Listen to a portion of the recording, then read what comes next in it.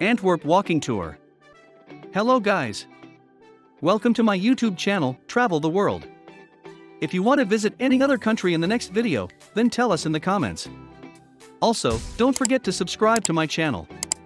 Today I am going to talk about Antwerp. Antwerp is a city in Belgium and the capital of Antwerp province in the Flemish region. With a population of 520,504, it is the most populous city in Belgium. Antwerp is known as the diamond capital of the world, and the diamond industry plays an important role in the economy of the city, and has done throughout its history. During the 16th century, the city was one of the most important places, and one of the most important ports in all of Europe. To find out the best places to take tour in Antwerp, stay with us till the end. Let's begin with the interesting places to visit in Antwerp. Museum de Ried.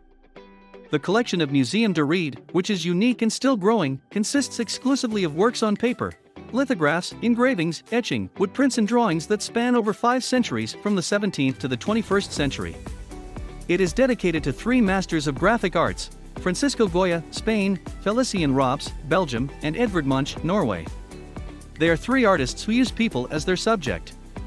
The 3 masters each have their own room on the first floor of the museum.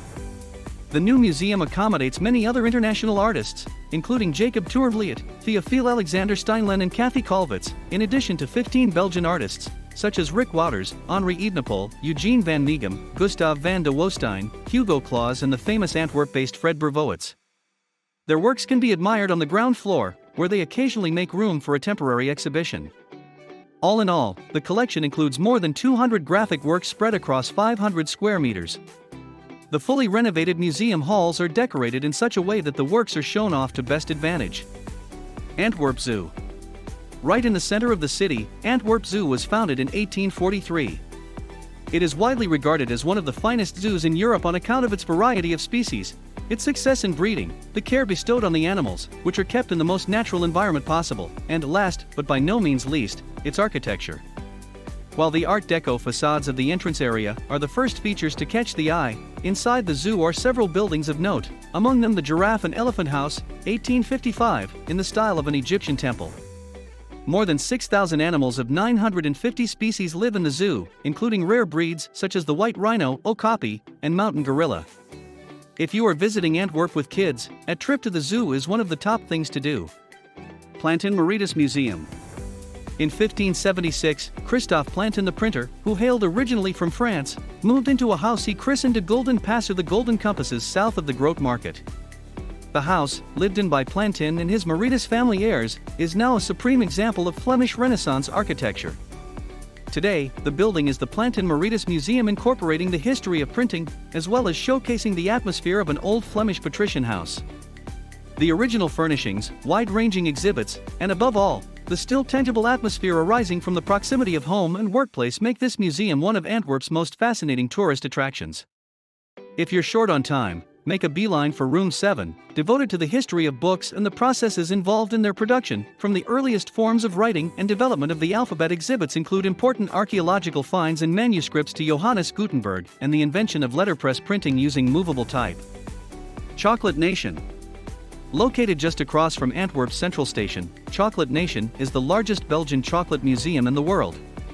Visitors are introduced to every step of the process via a multimedia presentation and interactive exhibits, from the cocoa beans' equatorial origins to the final product, which, of course, you can enjoy to your heart's content via samples and the museum shop.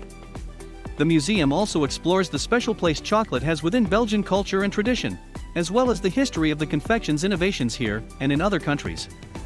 Exhibits look at the many ways that chocolate is used and presented, and visitors can even sign up for a chocolate workshop with take-home goodies. The Rubens House. Peter Paul Rubens acquired Number 9 in 1610, a year after his marriage to Isabella Brandt, living there until his death in 1640. He arranged the house to his own taste and requirements, making his home to the left of the entrance and turning the right wing into a studio. Following the French Revolution, it was used as a prison, thereafter falling more and more into disrepair.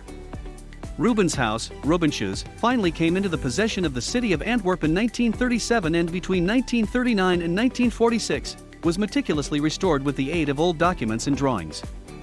The 10 rooms are furnished in the style of the period and contain numerous original paintings. These include works by Rubens as well as by Snyders, Jan Bruegel, Veronese, Jordians, and Otto Venius. The large studio contains several more works by Rubens, Adam and Eve in Paradise, and others by his pupils. Grand Place. Antwerp's Grand Place, Grote Market, with its town hall and numerous guild houses, is the heart of the old town. In the middle stands the ornate Bravo fountain erected in 1887 by Jeff Lambos and depicting the Roman soldier Silvius Bravo tossing the severed hand of the giant Antigonus into the Scheldt. The town hall, or Stadhuis, dominates the plaza's western side, and was built by Cornelis Floris de Vrent between 1561 and 1565.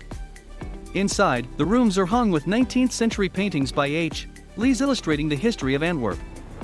Apart from the Stadhuis, most of the buildings bordering the Grote Market are former guild houses, gildehuizen, which originally served as headquarters of the city's 16th and 17th-century guilds.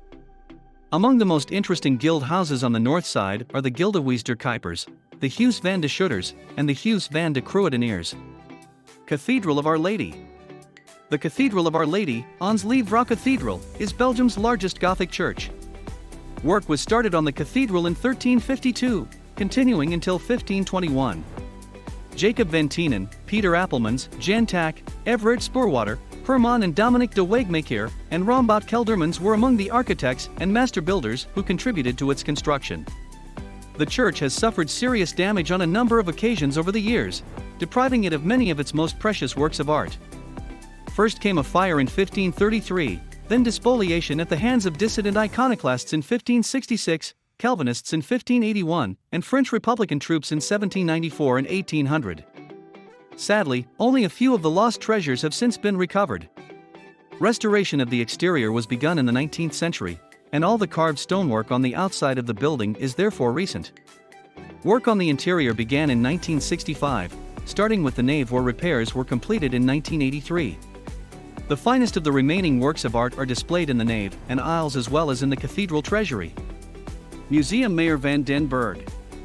In the course of only a short period during the 1890s, a connoisseur of the fine arts, Frits Meyer van den Berg, assembled a remarkable collection of more than 3,000 items. These are now displayed on 4 floors of a neo-Gothic house at Langasthuisstraat 19 known as the Museum Meyer van den Berg.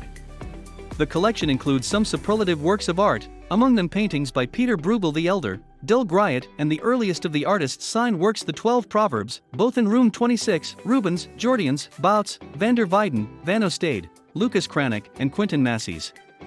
Also of great interest are the Flemish and French religious statues, the outstanding collection of ivories, and a unique 16th-century Flemish breviary, and in room 14, a polychrome group Christ with St. John, 1300 by Henry of Constance, and a Netherlands diptych, ca. 1400. The second floor features a collection of porcelain, while 17th-century furniture and paintings occupy the third. St. Paul's Church, St. Pauluskerk. In the central city, the Veemarkt, the plaza that once functioned as a former cattle market, is home to the late Gothic St. Paul's Church, St. Pauluskerk, begun in 1517 and not completed until 1639. The Baroque clock tower dates from 1680. A fire in 1968 badly damaged the church, and only the spirited efforts of local people prevented the loss of valuable interior furnishings. The church is home to paintings by Rubens, Jordaens, and Van Dyck. These include the superb Baroque confessionals by Peter Verbruggen the Elder and 3 paintings by Rubens, The Scourging of Christ, 1617, in the left aisle, and the Adoration of the Shepherds and Disputation on the Blessed Sacrament in the left transept. Butcher's Hall, Vleeshuis. The elegant rooms of the late Gothic Butcher's Hall, Vleeshuis, include the former council chamber of the Butchers' Guild. The impressive brick building, built in 1501-04, was deliberately sited close to the Scheldt, allowing the blood of slaughtered animals to run off into the river. The Vleeshuis is now a museum of applied art and archaeology with collections of prehistoric, Egyptian, Roman, and Merovingian artifacts, weapons and armor, ceramics, furniture, sculpture and woodwork, and coins. Among its most prized possessions are a 16th-century depiction of the conversion of Saul created from Antwerp tiles known as the Averbode retable by Peter Coek van Elst. The Vleeshuis is also home to an outstanding collection of musical instruments including the remarkable harpsichord from the workshop of Ruckers the instrument makers. Havenroute, Port Tour. The Havenroute is an approximately 50-kilometer-long sightseeing tour of the port area, marked out by the Antwerp Tourist Office. The Port of Antwerp is second only to Rotterdam among the major seaports of Europe, fully justifying its claim to be one of the largest in the world. The harbor installations alone cover an area of more than 10,000 hectares, with a further 3,400 hectares of land in industrial use. Start the Haven route tour of the docks area from the Ludsbouw Pilot House, on the embankment north of the Steen, from where the route heads northwards, passing almost immediately the two oldest docks, the Bonapartedock and Willemsdock, at the far end of which can be seen the massive Koninklijke Stapelhuis.